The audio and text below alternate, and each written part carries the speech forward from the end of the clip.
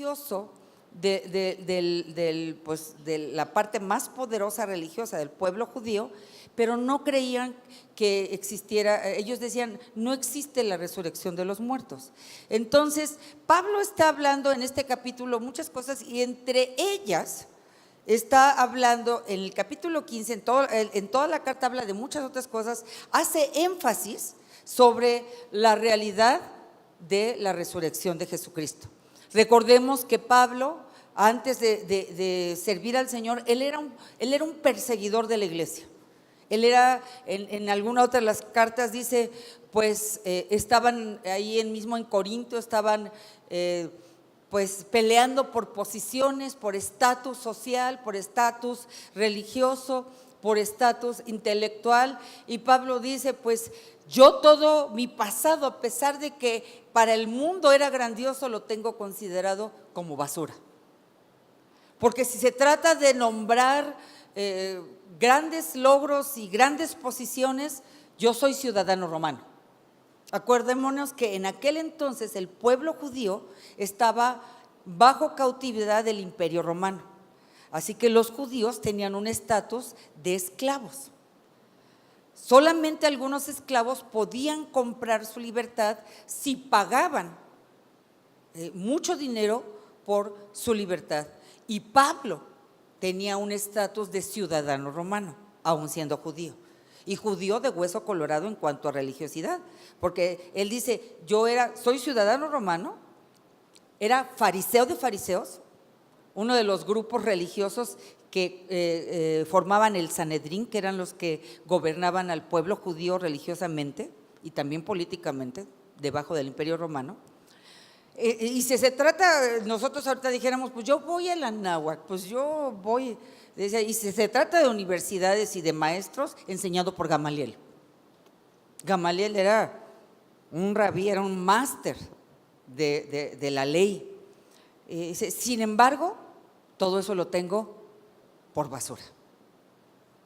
Porque ahora él yendo a Damasco, un día enfurecido, él participó en el apedramiento de Esteban, por ejemplo. Él presenció cómo Esteban fue apedreado por los religiosos y por la gente. Él estuvo ahí todavía en aquel entonces, él no tenía la revelación, él perseguía por el celo religioso, él perseguía a los seguidores de Jesucristo. Y yendo a Damasco en su caballo, tiene un encuentro, el Señor se le aparece y él reconoce a Jesús como su Salvador. Y a partir de que él entiende esa realidad, él dedica su vida, así con el mismo celo que persiguió a los cristianos, con el mismo celo entregó su vida para proclamar a un Salvador que murió y resucitó y que un día va a regresar. Y este es el tema de este capítulo, la resurrección del Señor Jesucristo. Y vemos, no tenemos tiempo para ver todo el capítulo, pero vemos que ahí en el versículo 14 habla sobre la resurrección de una manera muy puntual, porque dice,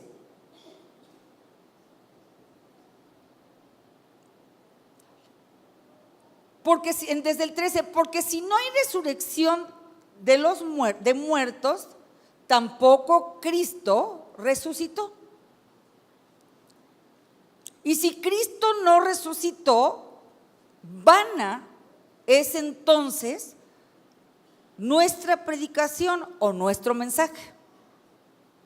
Él está diciendo, pues, si Jesús, ustedes dicen que no hay resurrección de los muertos, si Él no resucitó, entonces es hueco todo lo que estamos diciendo.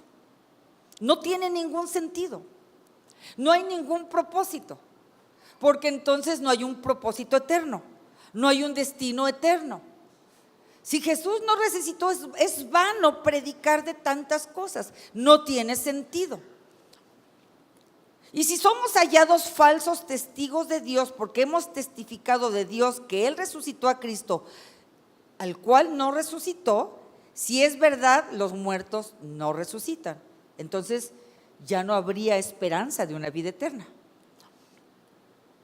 Porque si los muertos no resucitan, tampoco Cristo no resucitó. Él está respaldando una doctrina donde se enseña, así como por Adán entró la muerte, por Jesús entró la vida eterna. Entonces, dice, y si Cristo no resucitó, vuestra fe es vana y aún estáis en vuestros pecados. Entonces, también los que durmieron en Cristo perecieron, o sea, los que murieron creyendo en Él. Si en esta vida solamente esperamos en Cristo, somos los más dignos de conmiseración de todos los hombres. Mas ahora Cristo ha resucitado de los muertos, primicias de los que durmieron es hecho. Porque cuanto la muerte entró por un hombre, también por un hombre la resurrección de los muertos. Y enseña toda una doctrina. Todo esto es un capítulo que habla de nuestra fe y sobre la doctrina y los fundamentos de la salvación y la resurrección. Pero ¿por qué? Ya vimos por qué es vana. Entonces, como cristianos, el tener la revelación de que Jesús resucitó nos lleva a la siguiente: Jesús va a regresar. Y si Jesús va a regresar, aunque nosotros hayamos muerto físicamente, lo que enseña aquí, nosotros estaremos solamente durmiendo, porque Él vendrá y nuestra alma será levantada, nuestro espíritu y nuestro cuerpo corruptible será levantado en un cuerpo incorruptible. Gloria a Dios, a las mujeres ya no habrá sobrepeso, ya no se necesitará botox, cirugías, maquillaje, ya no batallaremos con las tallas, no, ya en serio, un cuerpo incorruptible, ya no habrá enfermedad, porque por la muerte del primer Adán entró el deterioro y por el sacrificio de Jesús hemos sido rescatados. ¿Ok? Entonces, si nosotros verdaderamente entendemos la resurrección de Jesucristo, entonces tendríamos que vivir al nivel de no celebrar una vez al año solamente la resurrección de Jesucristo. Entonces, nosotros como creyentes estaríamos todos los días viviendo y celebrando la muerte de Jesucristo y la resurrección de Jesucristo, que por su gracia nosotros hemos sido salvos. Aquí Pablo está diciendo, no tenemos tiempo para leerlo, y empieza a hablar de la resurrección de Jesús, y ahí si tú lees el capítulo 15, dice, de los cuales, y empieza a nombrar toda la gente que fue testiga de Jesús resucitado. Y de los alcanzados, y en un versículo dice, de los cuales yo también fui alcanzado, y se considera a sí mismo, yo que pude haber sido considerado como un abortivo. Él todavía recordaba que había sido, yo creo que con dolor, no con condenación, con dolor, porque Jesús no vino a condenar al mundo. Lo que nosotros éramos, Él ya lo perdonó. Pero es esa mezcla de dolor y agradecimiento y decir, Señor, lo que yo era, como yo te ofendí, lo que no hice,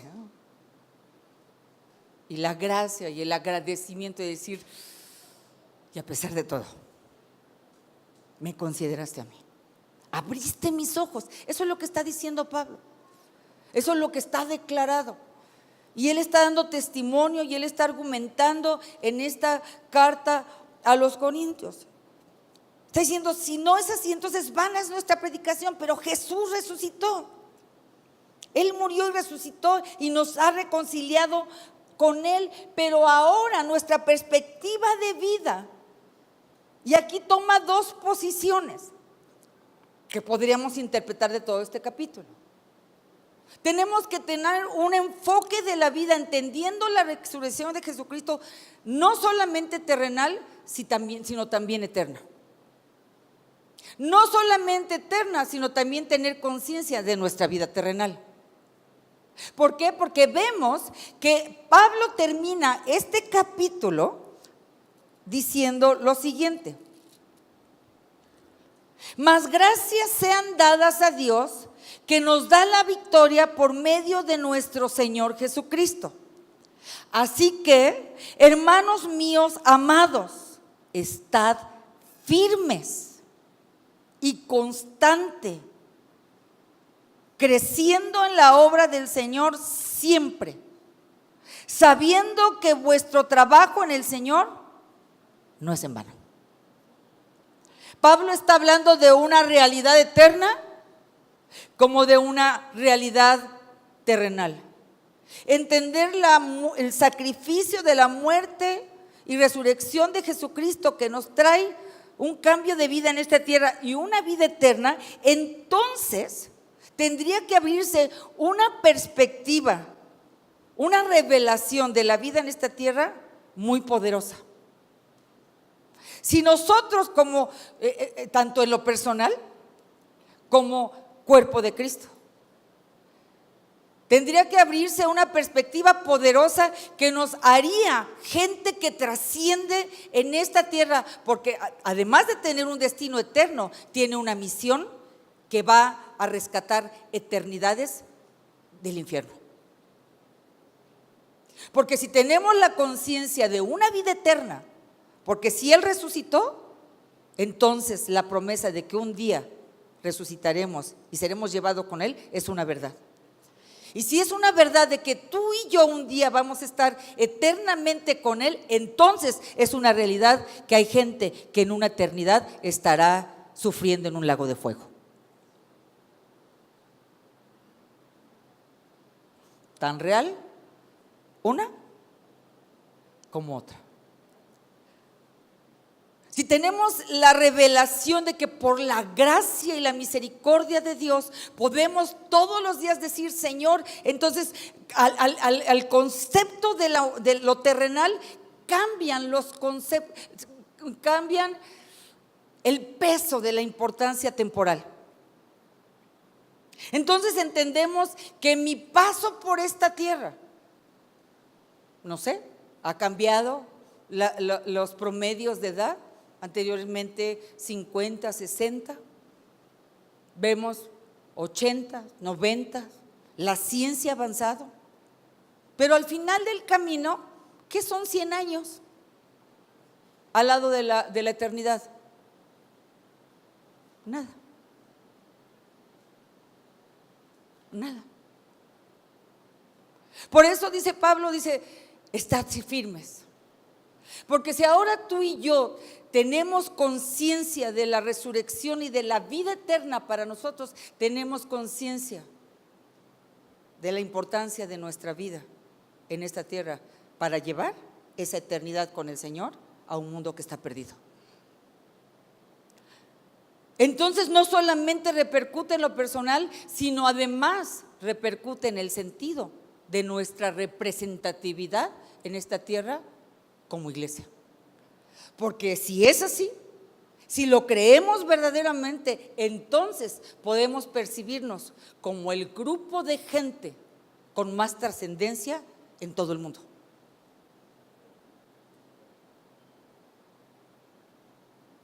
Que representa al Rey de Reyes y al Señor de Señores. Que tiene un mensaje de parte de Él. Que tiene un manual de vida de parte de Él y que tiene una respuesta de parte de Él. Es interesante ver cómo en el Antiguo Testamento, cuando el pueblo judío iba avanzando, el pueblo de Israel allí iba, y Dios les dio cuando los rescata, hablando de la paz, cuando los rescata les dice vas a la tierra prometida y les empieza a dar instrucciones. Y si tú vas leyendo, los pueblos que oían que ya venía el pueblo judío, decían, ya vienen los israelitas y su Dios es superior a nuestro Dios. Y tenían miedo, tenían pavor, porque veían cómo el Señor los respaldaba en todas las cosas, a pesar de que a veces se descarriaban de seguirlo. El Señor, por amor a su nombre, por amor a su iglesia, por amor a su pueblo, Él siempre, siempre estará nuestro rescate. Y eso es lo que pasaba, si tú lees todo el Antiguo Testamento. Entonces, el entender la resurrección verdaderamente, no como un día al año, en el cual nos ponemos religiosos, nostálgicos o alegres, según el temperamento. Si entendemos la resurrección como un hecho trascendente en nuestra vida, que determinará nuestros pasos todos los días, entendiendo que mi vida aquí es temporal, poniendo por lo tanto en orden mis prioridades, perseverando y estando firmes. Cuando dice estar firmes es porque puedes dejar de estarlo. Cuando dice que estás firmes es porque sabía que en esta tierra iba a haber luchas, tentaciones, distracciones. Cuando dice estar firmes te está diciendo no pierdas de vista lo eterno, no pierdas de vista que tú fuiste rescatado por gracia. Porque, ¿sabes? Tanto nos pueden distraer los problemas como nos puede distraer la paz que nos da alguna comodidad. Nos puede distraer cualquier cosa. Nos puede distraer tanto lo muy bueno como lo muy malo. Tenemos que estar firmes. No podemos perder el enfoque de nuestra vida. El enfoque de lo eterno. Que el mensaje en nuestras familias, con nuestros hijos, sea de una eternidad. Cuando tú estás cuidando hijos, estás cuidando eternidades. No estás cuidando un chamaco que se va a graduar de la universidad y ya después a ver qué hace con su vida. Cuando tú estás criando a los hijos, estás creando eternidades. ¿Eternidades con Él o eternidades separadas de Él? Qué terrible, ¿verdad? Y qué glorioso. Qué paz. Qué reto. Qué esperanza. Qué esperanza que dice la palabra que no avergüenza. Porque en uno de los versículos que dice Pablo dice, porque si vana es nuestra predicación, entonces, si no va a haber resurrección de los muertos, si no hay eterno y nuestra vida termina a los 90 años, a los 100, pues bebamos y comamos, porque mañana moriremos. Eso es lo que dice aquí, así literal. O sea, si verdaderamente esa es la percepción y si esa es tu fe, entonces, pues dedícate a lo que quieras, al final del camino no va a pasar nada. Vivamos y comamos porque mañana moriremos. Pero aquellos que verdaderamente hemos entendido el sacrificio de Jesús y sabemos que un día Él va a venir, que no nada más resucitó, que sabemos que Él está a la diestra del Padre y que un día todo ojo le verá. Y que un día vendrá con todo su poder. Y que nuestra vida tendrá otra dimensión. Eso cambia una perspectiva completa. Decía un cantante cristiano de los 80s, más o menos, y él decía, la iglesia de Cristo habla mucho de que un día va a venir Jesucristo, pero vive como si nunca fuera a regresar.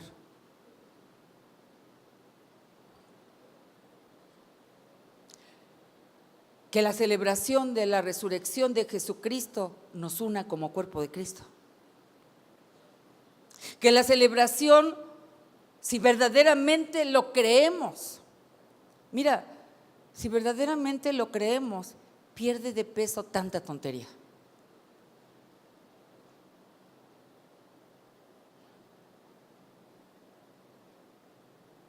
Si verdaderamente lo creemos, inyecta tanta fe.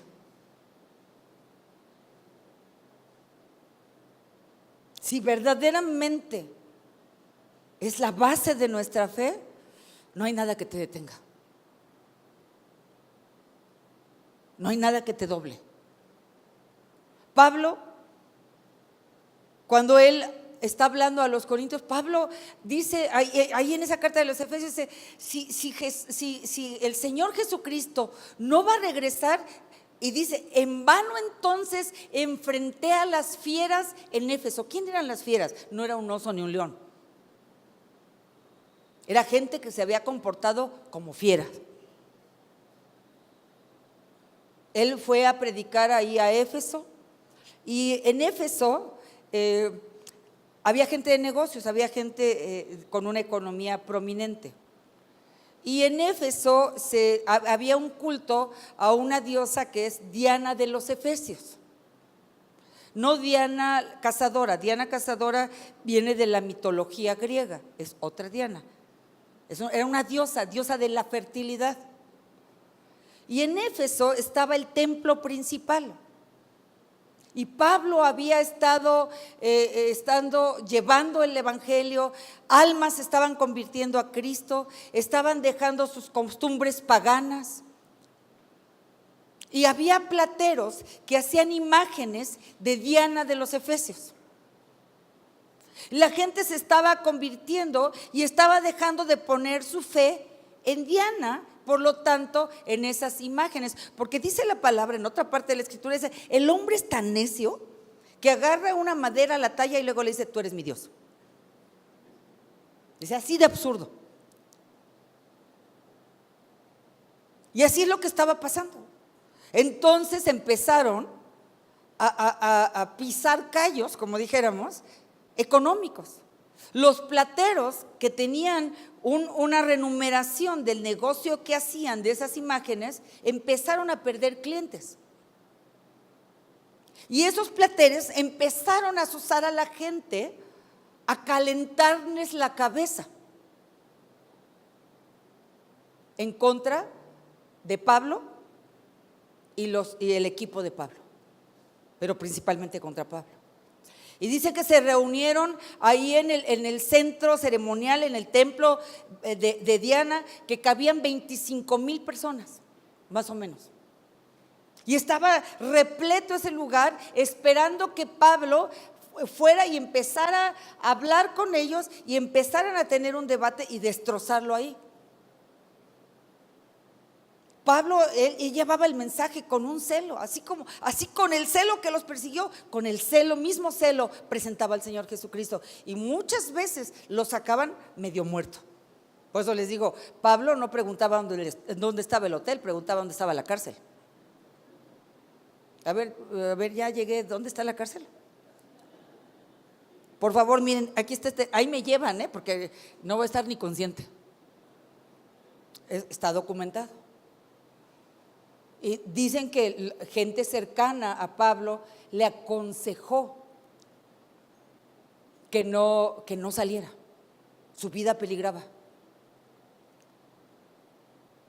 Y mandaron a otro hombre, Alejandro, si no me equivoco, este hombre judío. Y cuando los de Éfeso, los efesios, se dieron cuenta de que era judío, Pablo era ciudadano romano, empezaron a abuchar y empezaron a hacer ruido y no lo dejaron hablar, lo menospreciaron. Pero si vemos en el libro de los Hechos, Pablo regresa nuevamente a Éfeso y va ahí caminando y encuentra unos discípulos y les dice, ustedes son discípulos, ¿ustedes quiénes son? Somos discípulos del Señor. Y les dice, ¿recibieron el Espíritu Santo? Y les dicen, pues ni siquiera hemos oído que haya Espíritu Santo.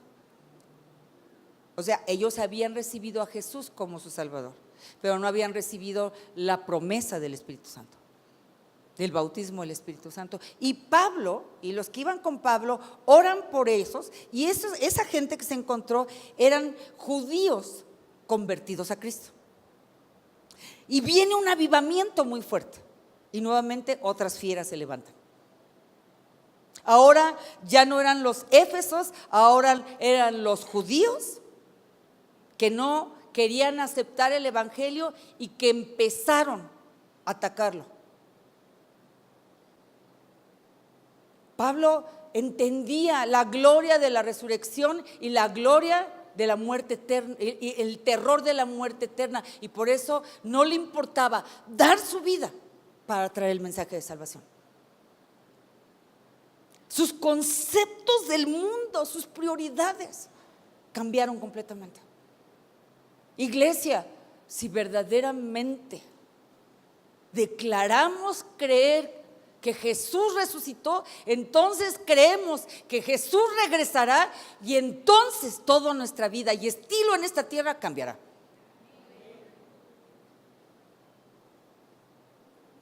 Si tú ves, Pablo estuvo en Corinto.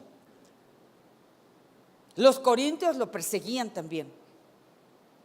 Ves enfrentando divisiones, murmuraciones, contiendas, luchando ahora con fieras internas dentro de la iglesia. Porque los echaban a pelear y decían, pues Pablo se siente mucho, pero hay otro que se llama Apolos y ese predica mejor que Pablo. Porque como le daban mucho énfasis a la intelectualidad y al estilo de exposición, y Pablo ahí lo ves, luchando contra una situación, estableciendo el reino, trayendo el principio de un Cristo resucitado que cambia vidas en esta tierra y que cambia una eternidad. Y Pablo enfrentando ese argumento diciendo, miren, aquí se acaba el problema. Ni somos de Pablo, ni somos de Cefas, ni somos de Apolos, todos somos de Cristo, se acabó. Si entendemos eternidad, tantas cosas que le damos importancia dejarán de tener importancia. Y tantas cosas que no le damos importancia tomarán importancia. Si entendemos verdaderamente la resurrección y el concepto de eternidad, ¿cuántas cosas vas a lograr? Tu vida va a trascender en esta tierra. Te verás de una manera diferente. Porque si de tu parte está un Cristo que venció a la muerte, ¿qué no puede vencer? ¿Qué no puede vencer? ¿Qué hay imposible para Él? ¿Qué hay imposible? Nada. No hay nada que lo limite. Por eso en el mismo capítulo Pablo dice, ¿dónde está muerte tu aguijón? ¿Dónde está muerte tu sepulcro? Fuiste vencida. Si verdaderamente entendemos esto, entonces aún nuestra perspectiva a la muerte física cambia. Los tiempos de vida que tenemos en esta tierra nadie lo sabemos. Podemos conceptualizarlos por el promedio de vida de una persona, pero nadie tiene garantizado el día de hoy en la noche.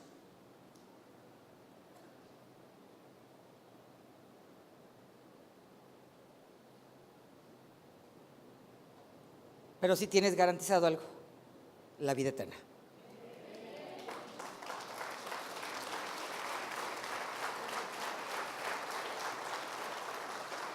Eso es un hecho.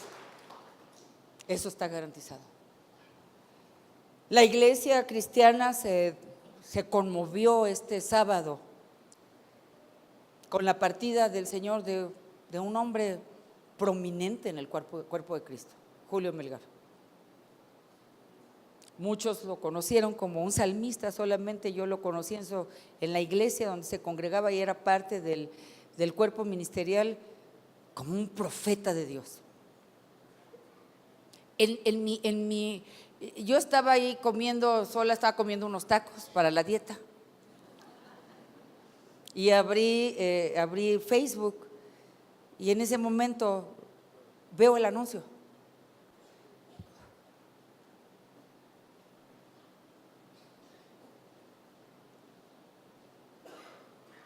Y le escribí al pastor Héctor Morán, ya vi que es el pastor que era de Julio, y vi que me mandó un mensaje y le escribí, Héctor, me uno a la mezcla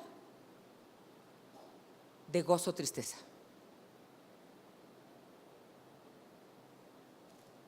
Porque para los cristianos, aún en sepelio cambia.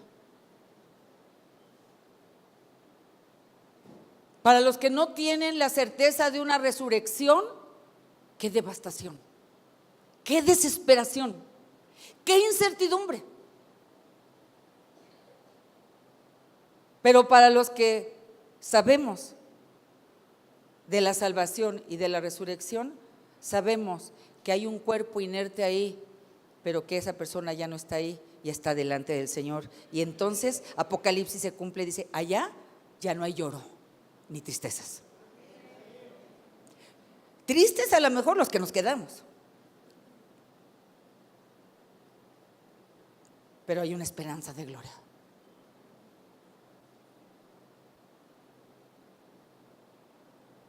Hay una decisión, hay una determinación. Aprovechar el tiempo de nuestra oportunidad en esta tierra. Yo no quiero hacer más largo este mensaje porque creo que se explica por sí mismo. Pablo hablaba de que no era vana su predicación y que él no podía caer en el principio de comer y beber. Él sabía el concepto de eternidad y por eso Europa y Asia fueron conquistadas por el ministerio de Pablo.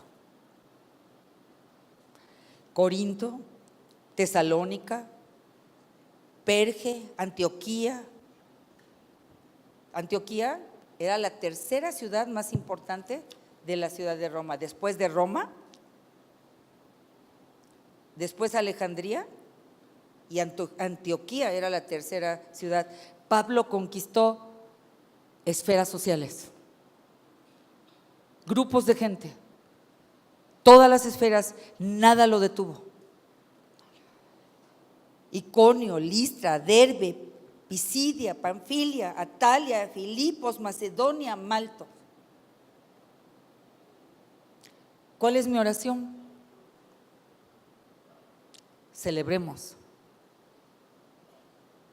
la resurrección de Jesucristo. Conquistemos Querétaro, San Juan del Río, Cadereyta, Ezequiel Montes, Colón, Guerrero, Jalisco.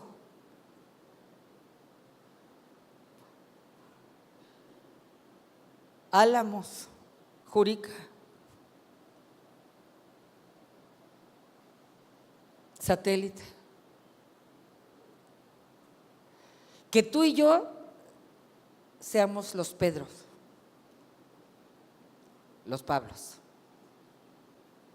las Susanas, las Eunices,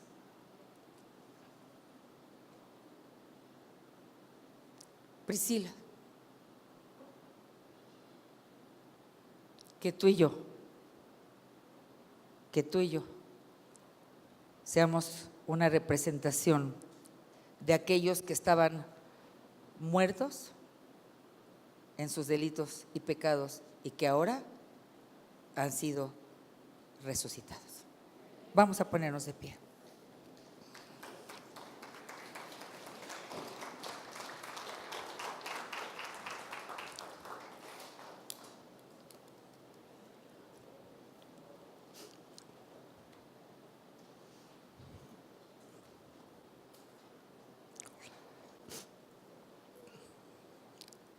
Yo quiero hacer un llamado a toda la iglesia a vivir en esta dimensión de eternidad. Y que dejemos que el Espíritu Santo por esa dimensión nos ayude a poner el enfoque, las prioridades.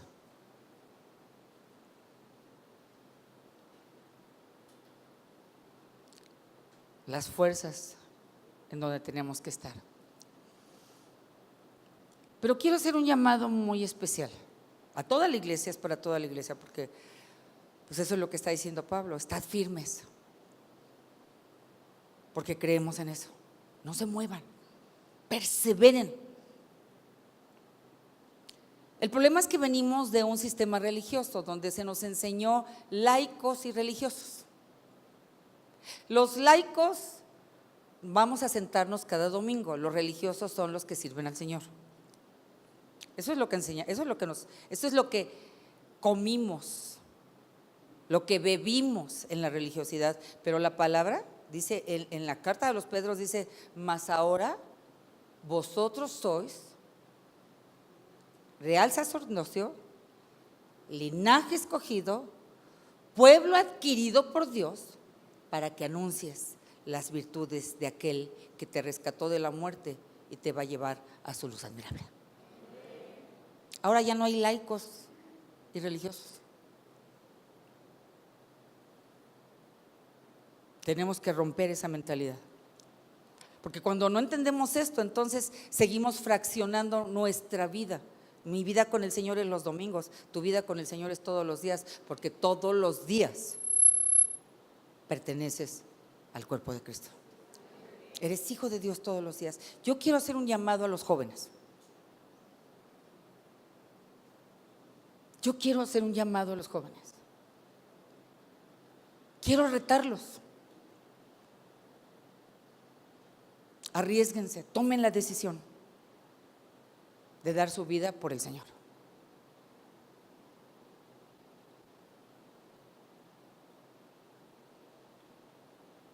Decirle, Señor, tú conoces mis sueños. Tú conoces mi situación. Pero yo te conozco a ti también. Y sé que no se te va a pasar por alto nada de mi vida.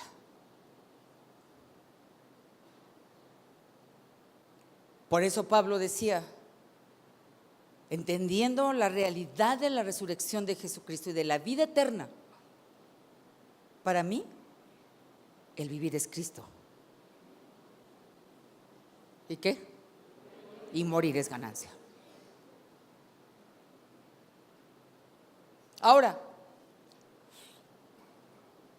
a lo mejor en algunas regiones del mundo podemos escuchar que por la fe del Señor Jesucristo, hoy por hoy la gente sigue siendo masacrada.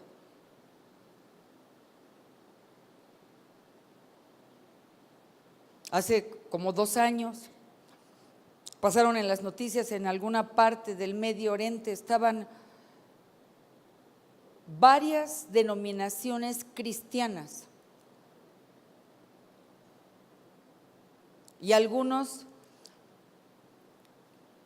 y había diferencias, y había pleitos, y había situaciones, pero estaban a segundos de ser asesinados por su fe.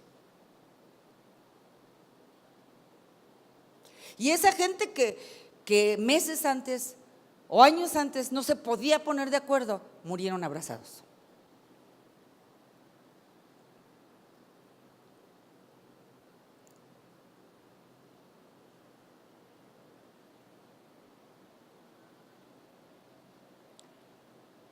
Cambió radicalmente la perspectiva.